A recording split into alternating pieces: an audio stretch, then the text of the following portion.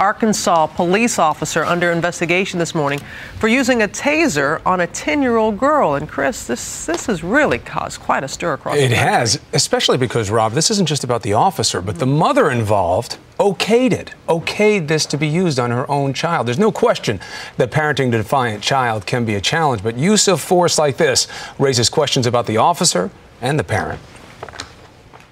It happened inside this Arkansas home. Kelly King says her 10-year-old daughter was acting out, refusing to take a shower. So she called a juvenile probation officer, who told her to call the police.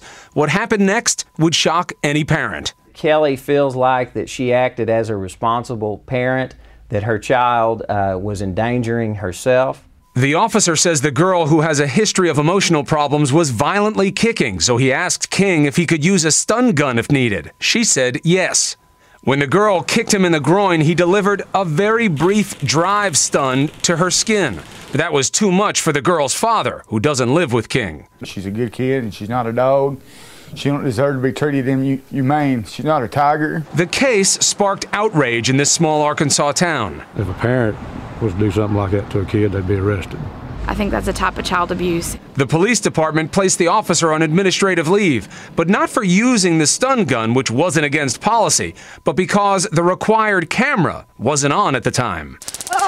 Tasers or stun guns are valuable tools against suspects who resist, but are rarely used on 10-year-olds. But it's highly unlikely that a 70-pound girl was at risk of overpowering the police officer. Still, Kelly King said by phone she's confident she made the right decision. I'm not calling them over here to handle my problem. I'm having them come over here to protect my daughter from hurting herself or hurting somebody else.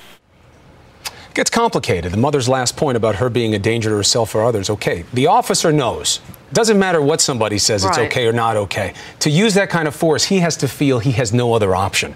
10-year-old overpowering him? Tough question. Yeah, that is a tough question. But again, there's another component with the mom, as you said. Because the mom gave permission to do that. It complicates things, although it does not allow the officer to ignore his own discretion. Right, that's true. All right, Chris, we'd love to know what you think, so weigh in on our message board and let us know.